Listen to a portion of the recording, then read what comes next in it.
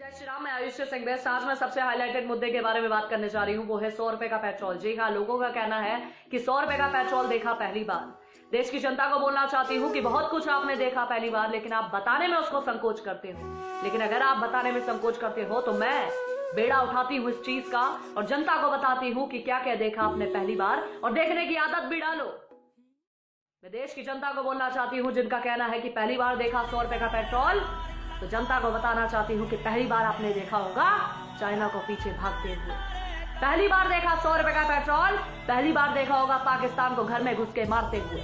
पहली बार देखा आपने 100 रुपए का पेट्रोल, पहली बार देखा होगा दुनिया को भारत से वैक्सीन मांगते हुए। पहली बार देखा आपने 100 रुपए का पेट्रोल, पहली बार देखा होगा आपने किसानों के खाते में सीधा 6,000 रुपए जाते हुए। पहली बार देखा आपने 100 रुपए का पेट्रोल, पहली बार देखा होगा आपने गरीबों को फ्री राशन और पैसे और फ्री का सिलेंडर। पहली बार देखा आपने 100 रुपए का पेट्रोल। भाई साहब, पहली बार देखा होगा आपने भारत का डंका विदेश में बजते हुए। पहली बार देखा आपने 100 रुपए का पेट्रोल, पहली बार देखोगे आत्मनिर्भर भारत को और आदत डालो।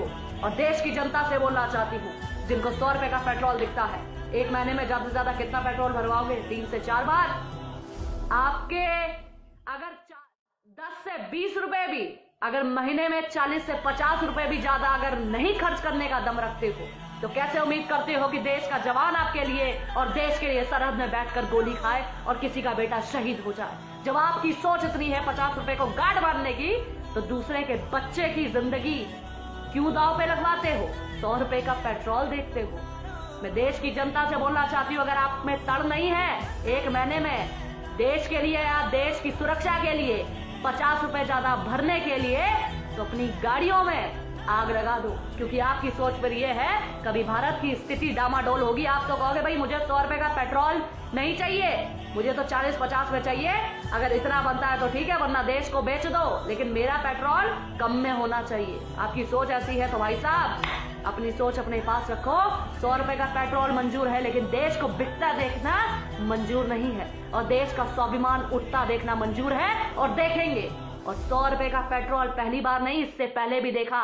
अगर उस समय भी आवाज उठा दी होती तो आज देश के हालात, अपने लिए कभी आवाज उठा दी होती तो आज आपका धर्म खतरे में ना होता और देश खतरे में। आपने कभी सोचा कि कोरोना काल में जब देश में महामारी चल रही है, देश का प्रधानमंत्री देश के लिए, देश के लोगों के लिए और सेना को मजबूत करने के लिए, देश को मजबूत करने के लिए राफेल ला रहा, लेकिन आपको तो 100 रुपए का पेट्रोल दिखता है। राफेल की कीमत किसी को नहीं दिखती। किसी ने नहीं बोला कि महामारी चल रही है, आर्थिक स्थिति डामाडोल है, लेकिन फिर भी राफेल आ रहा है। बोलना चाहती हूँ, अगर इतने सवाल आपने पहले पूछे होते तो आज देश की स्थिति क्या होती या आपके सामने होता।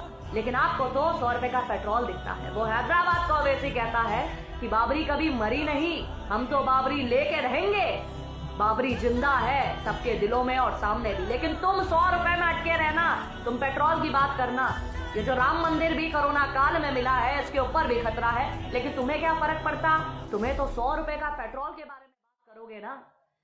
वो फैक्ट्स पे लड़ते हैं, वो पैसे पे नहीं, वो चीजों पर कि हम जाएं, हमारे बाद भी लोग लड़ते रहे इसके लिए और देखते रहे, इतिहास पढ़ते रहे और देश में कब्जा जमाए। तुम कहते हो 100 रुपए के पेट्रोल की बात करो, टमाटर प्याज की बात करो।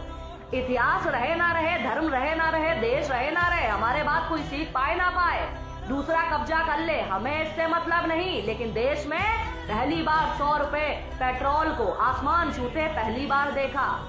आत्मनिर्भर भारत भी पहली बार देखोगे और बहुत कुछ निश्चित रूप से पहली बार देखोगे। और जागो 100 करोड़ हिंदू, अरे जागो 100 करोड़ हिंदुओं, देश में हिंदू राष्ट्र भी पहली बार देखोगे।